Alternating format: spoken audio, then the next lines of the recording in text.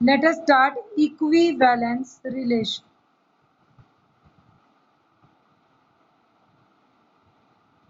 What do we mean by equivalence relation?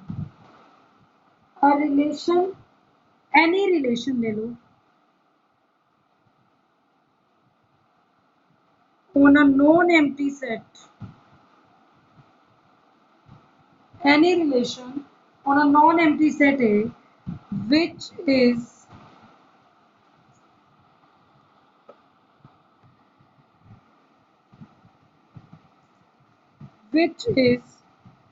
reflexive, symmetric and transitive. ऐसा relation जो तीनों property satisfy करता हो, reflexive, symmetric and transitive, is called an equivalence relation. उसे हम क्या बोलते हैं बेटा? इक्विवेलेंस रिलेशन बोलते हैं. नेक्स्ट है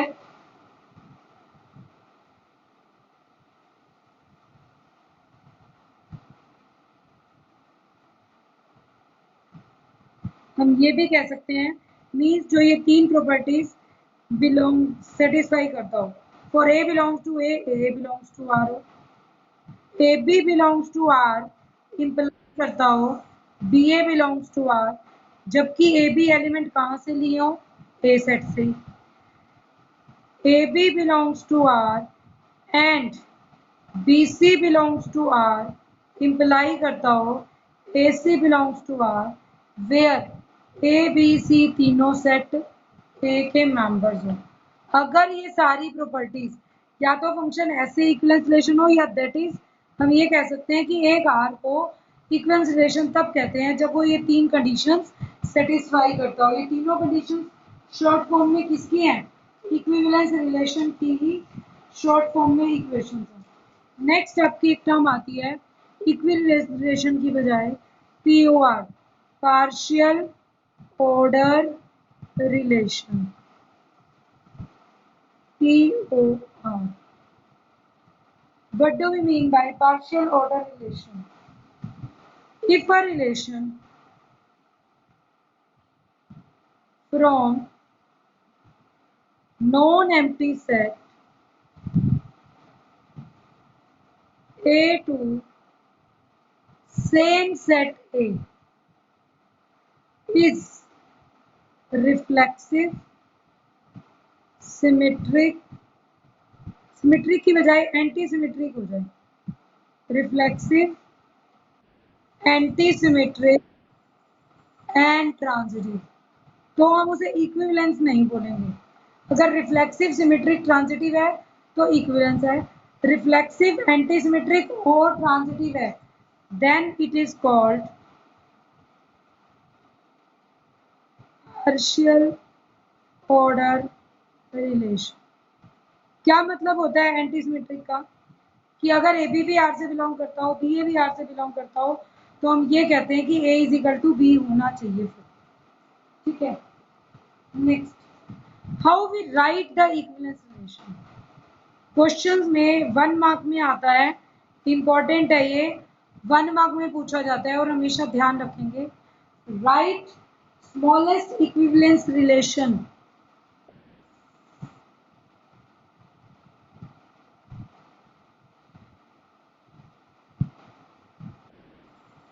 ऑन सेट ए. छोटे से छोटा इक्विवेलेंस रिलेशन. और लार्जेस्ट इक्विवेलेंस रिलेशन क्या होगा? आपको बता रही हूँ, आप यूनिवर्सल सेट लिख दो, वो लार्जेस्ट हो जाएगा, क्योंकि यूनिवर्सल सेट में एक रो से के सारे मेंबर्स आ जाते हैं, तो रिफ्लेक्सिव की प्रॉपर्टी भी बना देगा, सिमेट्रिक भी बना देगा और ट्रांजिटिव भी बना देगा. बट स्मॉलेस्ट सेट ढूंढना हो तो हम कैसे लिखेंगे, उसको लिखने का तरीका देख लीजिए बस. आंसर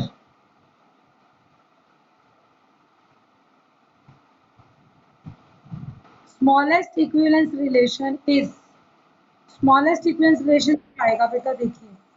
और मुझे पता है अगर ये इक्विवेलेंस बनाना हो तो रिफ्लेक्सिव बनाना है, इसका मतलब 1 1 2 2 3 3।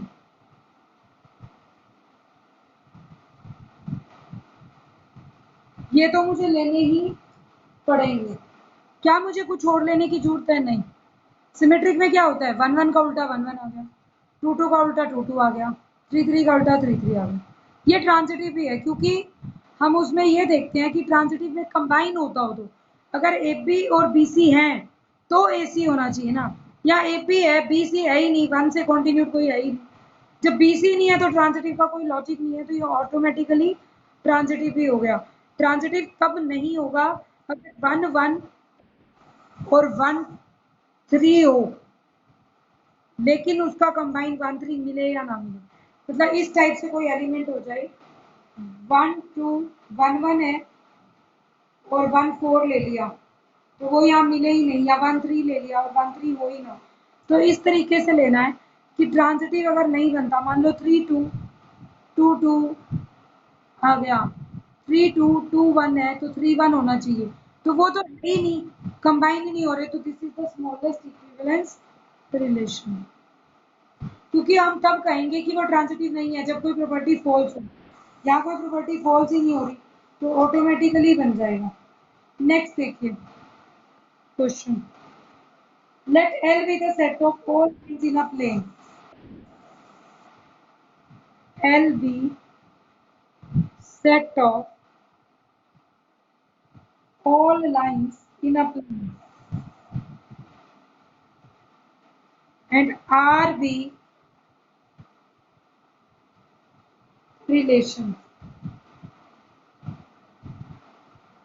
R be the relation in L.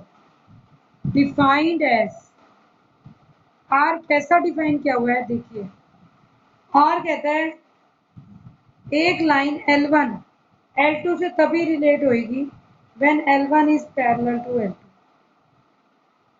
Show that R is equivalent relation. Show करना है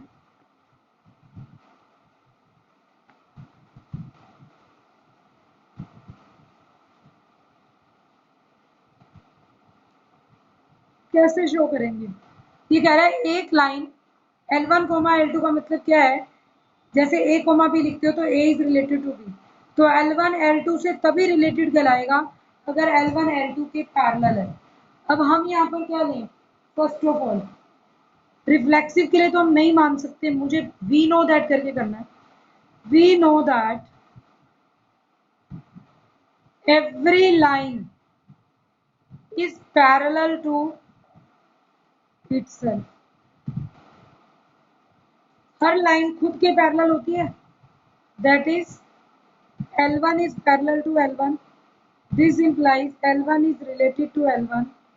L1 comma L1 belongs to R. This implies R is reflexive. मुझे यही दिखाना था कि एक एलिमेंट खुद से रिलेट हो जाए, तो ये क्या हो जाएगा? Reflexive. Next, late L1 L2 अब मानेंगे belongs to R.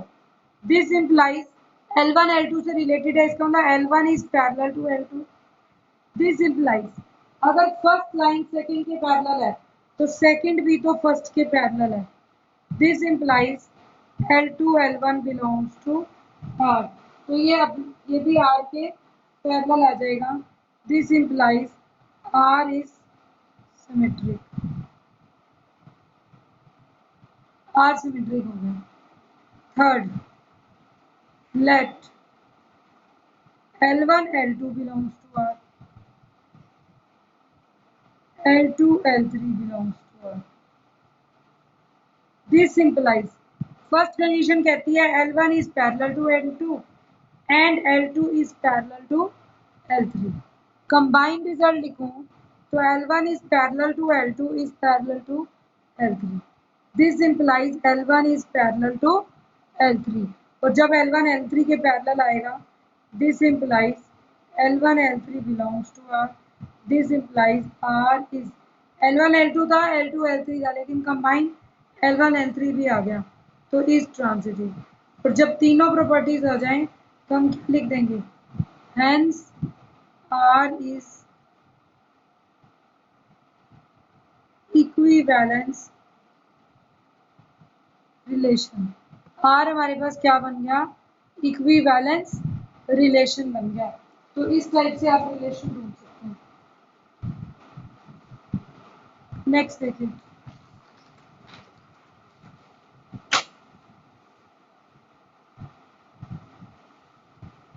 show that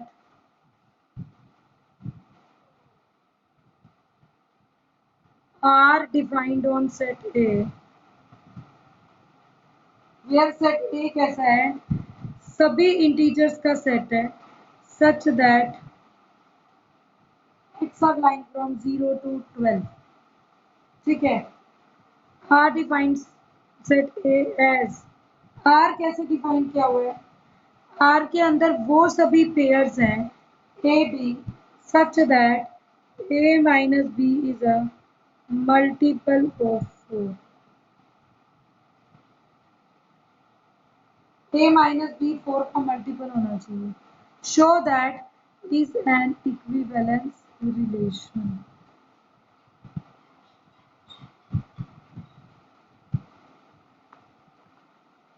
बेटे आपको यहाँ पे शो करना है कि R जो कि सेट A पर डिफाइन किया हुआ है, सेट A कैसा है? X belongs to Z and X lying from 0 to 12। ठीक है, X आपका Z से बिलोंग करता है और X 0 से 12 के बीच में है। आपको प्रूव करना है R from A to B, A minus B is a multiple of 4 is an equivalence relation। तो सॉल्यूशन में क्या लेंगे? फर्स्ट रिफ्लेक्सिव के लिए हमें सबको पता है, we know that A minus A is 0 and 0 is a multiple of 4। 0 को तो किसी का भी मल्टीपल कह दो, 4 0 का 0, 5 0 का 0, तो किसी का, तो 0 इज अ मल्टीपल ऑफ 4 हो जाएगा। This implies A belongs to R, जो भी A माइनस बी 4 का मल्टीपल हो जाए। This implies R is reflex. Second point क्या होगा सिमेट्रिक के लिए? Let AB belongs to R, this implies A minus B is a multiple of 4।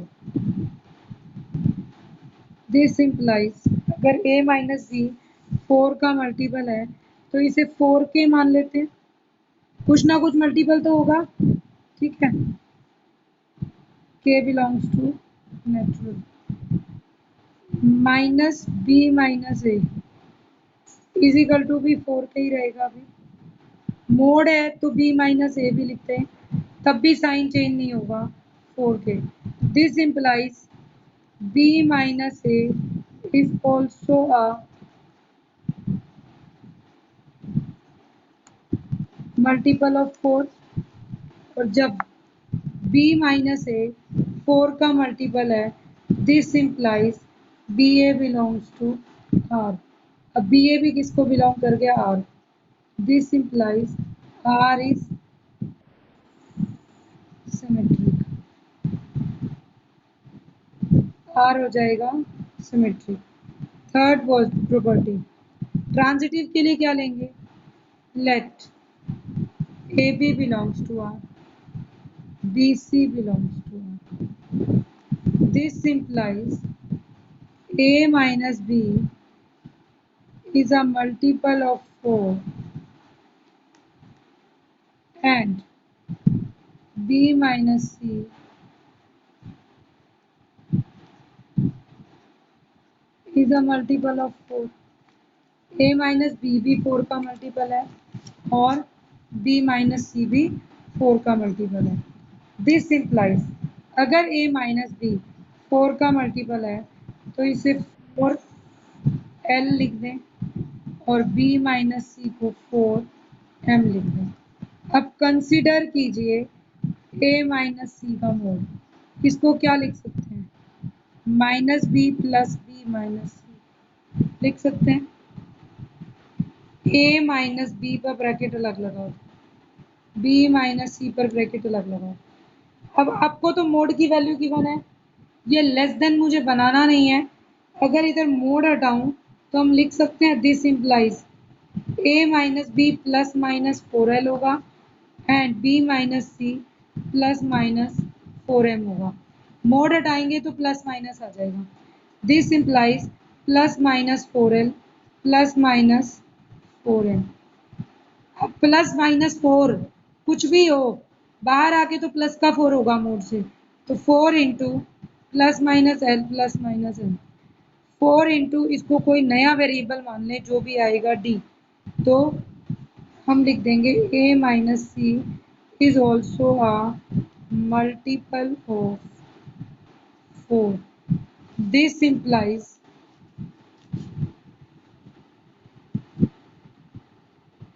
AC belongs to R. This implies R is transitive। तो ये आपके question का solution का हो जाएगा कि अगर किसी फंक्शन को ट्रांजिटिव दिखाना है तो रिफ्लेक्सिव, सिमेट्रिक, ट्रांजिटिव, एक एक करके अब आपको ऐसे क्वेश्चंस और मिलेंगे अपने उसमें, तो आपको इस टाइप से सॉल्व करने हैं। ट्रांजिटिव कैसे दिखाना है, रिफ्लेक्सिव कैसे दिखाना है, सिमेट्रिक कैसे दिखाना है, ये सभी प्रॉपर्टीज करनी है।